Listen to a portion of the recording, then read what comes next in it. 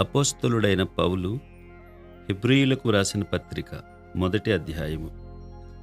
పూర్వకాలమందు నానా సమయములలోనూ నానా విధములుగాను ప్రవక్తల ద్వారా మన పితరులతో మాటలాడిన దేవుడు ఈ దినముల అంతమందు కుమారుని ద్వారా మనతో మాటలాడెను.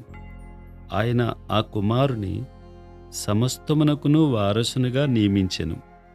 ఆయన ద్వారా ప్రపంచములను నిర్మించెను.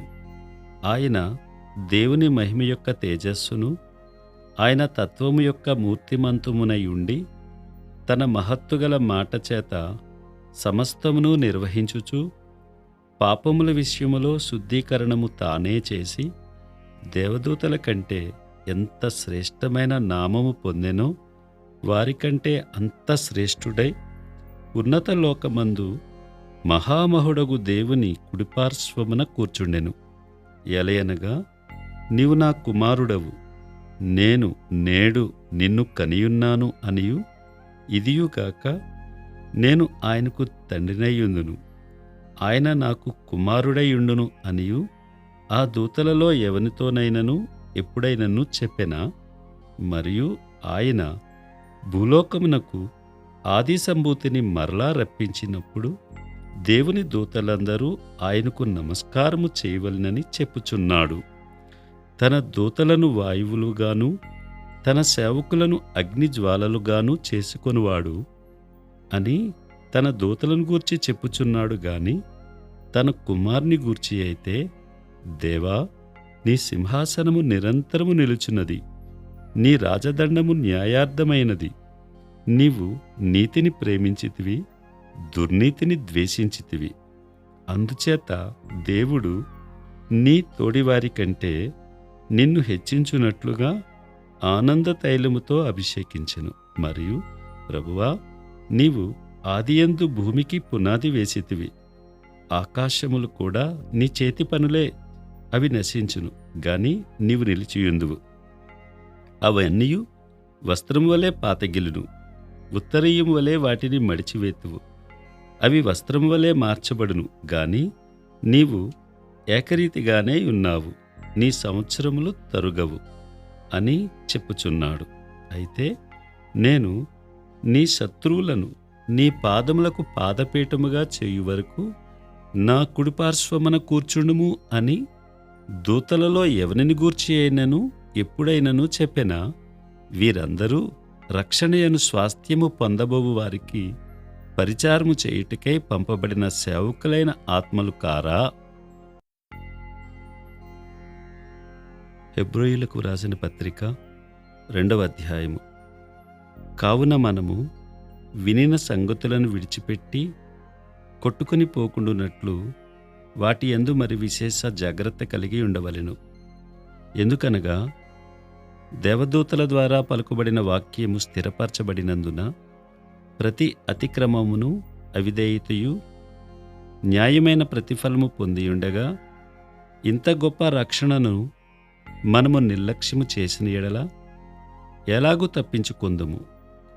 అట్టి రక్షణ ప్రభు బోధించుట చేత ఆరంభమై దేవుడు తన చిత్తానుసారముగా సూచక క్రియల చేతను మహత్కార్యముల చేతను నానా విధములైన అద్భుతముల చేతను వివిధములైన పరిశుద్ధాత్మ వరములను అనుగ్రహించుట చేతను వారితో కూడా సాక్ష్యమిచ్చుచుండగా వినిన వారి చేత మనకు దృఢపరచబడెను.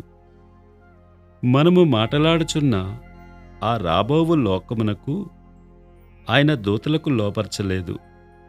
అయితే ఒక్కడు ఒక్కచోట ఇలాగున దృఢముగా సాక్ష్యమిచ్చుచున్నాడు, నీవు మనుష్యుని జ్ఞాపకము చేసుకొనుటకు వాడేపాటివాడు, నీవు నరపుత్రుని దర్శించుటకు వాడేపాటివాడు. నీవు దేవదూతల కంటే వానిని కొంచెము తక్కువనిగా చేసితివి, మహిమా ప్రభావములతో వానికి కిరీటము ధరింపచేసితివి, నీ చేతి పనుల మీద వానికి అధికారము అనుగ్రహించితివి, వాని పాదముల క్రింద సమస్తమును ఉంచితివి.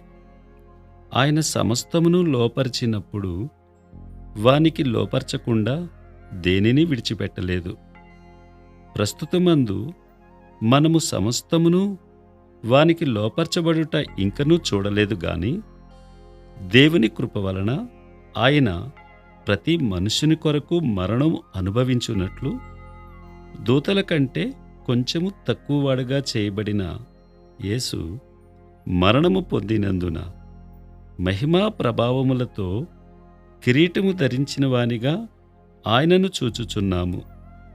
ఎవని నిమిత్తము సమస్తమును ఉన్నవో, ఎవని వలన సమస్తమును కలుగుచున్నవో ఆయన అనేకులైన కుమారులను మహిమకు తెచ్చుచుండగా వారి రక్షణకర్తను శ్రమల ద్వారా సంపూర్ణునిగా చేయుట ఆయనకు తగును. పరిశుద్ధపరచు వారికిని పరిశుద్ధపరచబడు వారికిని అందరికీ ఒక్కటే మూలము. ఈ హేతువు చేతను వారిని సహోదరులను పిలుచుటకు ఆయన సిగ్గుపడక నీ నామమును నా సహోదరులకు ప్రచురపరతును. సమాజము మధ్య నీ కీర్తిని గానము చేతును అనెను. మరియు నేనాయనను నమ్ముకొనియుందును అనియు, ఇదిగో నేనును దేవుడు నాకిచ్చిన పిల్లలను అనియు చెప్పుచున్నాడు. కాబట్టి ఆ పిల్లలు రక్తమాంసములు గలవారైనందున ఆ ప్రకారమే మరణము యొక్క బలము గలవానిని, అనగా అపవాదిని మరణము ద్వారా నశింపజేయుటకును, జీవితకాలమంతయు మరణ భయము చేత దాస్యమునకు లోబడిన వారిని విడిపించుటకును ఆయన కూడా రక్తమాంసములలో పాలివాడాయెను. ఏలయనగా ఆయన ఎంత మాత్రమును దేవదూతల స్వభావమును ధరించుకొనక అబ్రహాము సంతాన స్వభావమును ధరించుకొనియున్నాడు. కావున ప్రజల పాపములకు పరిహారము కలుగజేయుటకై దేవుని సంబంధమైన కార్యములలో కనికరమును నమ్మకమును గల ప్రధాన యాజకుడగు నిమిత్తము అన్ని విషయములలో ఆయన తన సహోదరుల వంటివాడు కావలసి వచ్చెను. తాను శోధింపబడి శ్రమ పొందెను గనుక శోధింపబడి వారికిని సహాయము చేయగలవాడై ఉన్నాడు. హెబ్రీయులకు రాసిన పత్రిక 3వ అధ్యాయము. ఇందువలన పరలోక సంబంధమైన పిలుపులో పాలు పొందిన పరిశుద్ధ సహోదరులారా, మనము ఒప్పుకొనిన దానికి అపోస్తలుడును ప్రధాన యాజకుడునైన యేసు మీద లక్ష్యముంచుడి. దేవుని ఇల్లంతటిలో మోసే నమ్మకముగా ఉండినట్టు ఈయన కూడా తన్ను నియమించిన వానికి నమ్మకముగా ఉండెను. ప్రతి ఇల్లును ఎవడైనా ఒకని చేత కట్టబడును, సమస్తమును కట్టినవాడు దేవుడే. ఇంటికంటే దానిని కట్టినవాడెక్కువ ఘనత పొందినట్టు ఈయన మోషే కంటే ఎక్కువ మహిమకు అర్హుడుగా ఎంచబడెను. ముందు చెప్పబోవు సంగతులకు సాక్షార్థముగా మోసే పరిచారకుడయ్యుండి దేవుని ఇల్లంతటిలో నమ్మకముగా ఉండెను. అయితే క్రీస్తు కుమారుడయ్యుండి ఆయన ఇంటి మీద నమ్మకముగా ఉన్నాడు. ధైర్యమును నిరీక్షణ వలని ఉత్సాహమును తుదమట్టుకు స్థిరముగా చేపట్టిన ఎడల మనమే ఆయన ఇల్లు. మరియు పరిశుద్ధాత్మ ఇట్లు చెప్పుచున్నాడు, నేడు మీరాయన శబ్దమును వినిన ఎడల అరణ్యములో శోధన దినమందు కోపము పుట్టించినప్పటి వలె మీ హృదయములను కఠినపరచుకొనకుడి. 40 సంవత్సరములు నా కార్యములను చూచి మీ పితరులు నన్ను పరీక్షించి శోధించిరి. కావున నేను ఆ తరము వారి వలన విసిగి వీరెల్లప్పుడూ తమ హృదయాలోచనలలో తప్పిపోవచున్నారు. నా మార్గములను తెలుసుకొనలేదు గనుక నేను కోపంతో ప్రమాణము చేసినట్టు వారు నా విశ్రాంతిలో ప్రవేశింపరని చెప్పితిని.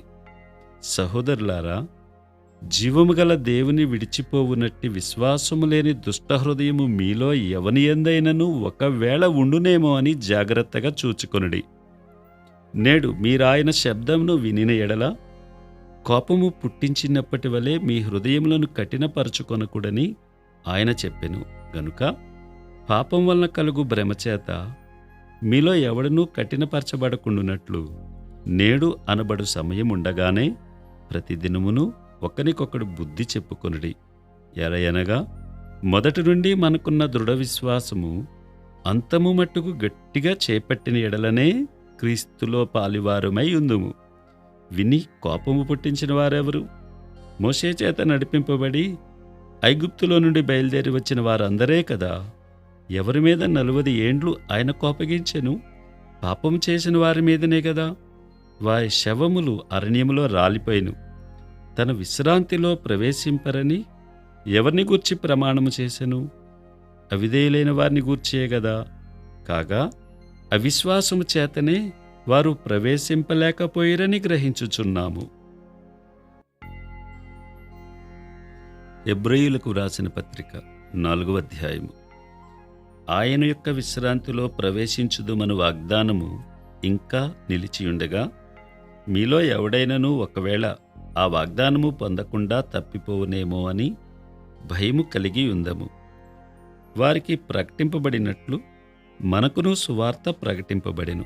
కాని వారు వినిన వారితో విశ్వాసము గలవారై కలిసి ఉండలేదు గనుక విన్న వాక్యము వారికి నిష్ప్రయోజనమైనదాయెను. కాగా జగత్పునాది వేయబడినప్పుడే ఆయన కార్యములన్నీ సంపూర్తి అయ్యున్నను ఈ విశ్రాంతిని గూర్చి నేను కోపంతో ప్రమాణము చేసినట్టు వారు నా విశ్రాంతిలో ప్రవేశింపరు అని ఆయన చెప్పిన మాట అనుసరించి విశ్వాసులమైన మనము ఆ విశ్రాంతిలో ప్రవేశించుచున్నాము. మరియు దేవుడు 7వ దినమందు తన కార్యములన్నిటినీ ముగించి విశ్రమించెను అని 7వ దినమును గూర్చి ఆయన యొక్క చోట చెప్పియున్నాడు. ఇదియునుగాక ఈ చోటుననే వారు నా విశ్రాంతిలో ప్రవేశింపరు అని చెప్పియున్నాడు. కాగా ఎవరో కొందరు విశ్రాంతిలో ప్రవేశించుదురన్న మాట నిశ్చయము గనుకను ముందు సువార్త వినిన వారు అవిధేయత చేత ప్రవేశింపలేదు గనుకను నేడు మీరాయన మాట వినిన ఎడల మీ హృదయములను కఠినపరచుకొనకూడని వెనుక చెప్పబడిన ప్రకారము ఇంతకాలమైన తరువాత దావీదు గ్రంథములో నేడని యొక్క దినమును నిర్ణయించుచున్నాడు. యెహోషువ వారికి విశ్రాంతి కలుగజేసిన ఎడల ఆ తరువాత మరియొక దినమును గూర్చి ఆయన చెప్పకపోవను. కాబట్టి దేవుని ప్రజలకు విశ్రాంతి నిలిచియున్నది. ఎందుకనగా దేవుడు తన కార్యములను ముగించి విశ్రమించిన ప్రకారము ఆయన యొక్క విశ్రాంతిలో ప్రవేశించినవాడు కూడా తన కార్యములను ముగించి విశ్రమించును. కాబట్టి అవిధేయత వలన వారు పడిపోయినట్లుగా మనలో ఎవడనూ పడిపోకుండా ఆ విశ్రాంతిలో ప్రవేశించుటకు జాగ్రత్త పడుదుము. ఎందుకనగా దేవుని వాక్యము సజీవమై బలము గలదై రెండంచుల గల ఎటువంటి ఖడ్గము కంటెను వాడిగా ఉండి ప్రాణాత్మలను కీళ్లను ములుగను విభజించున్నంత మట్టుకు దూరుచు హృదయం యొక్క తలంపులను ఆలోచనలను శోధించుచున్నది. మరియు ఆయన దృష్టికి కనబడని సృష్టము ఏదియూ లేదు. మనమెవనికి లెక్కయొప్ప చెప్పవలసి ఉన్నదో ఆ దేవుని కన్నులకు సమస్తమును మరుగులేక తేటగా ఉన్నది. ఆకాశమండలము గుండా వెళ్ళిన దేవుని కుమారుడైన యేసు అను గొప్ప ప్రధాన యాజకుడు మనకు ఉన్నాడు గనుక మనము ఒప్పుకొనిన దానిని గట్టిగా చేపట్టుదుము. మన ప్రధాన యాజకుడు మన బలహీనతల యందు మనతో సహానుభావం లేనివాడు కాడు గాని సమస్త విషయములలోనూ మన వలనే శోధింపబడినను ఆయన పాపము లేనివాడుగా ఉండెను. గనుక మనము కనికరింపబడి సమయోచితమైన సహాయము కొరకు కృప పొందునట్లు ధైర్యముతో కృపాసనమునొద్దకు చేరుదము.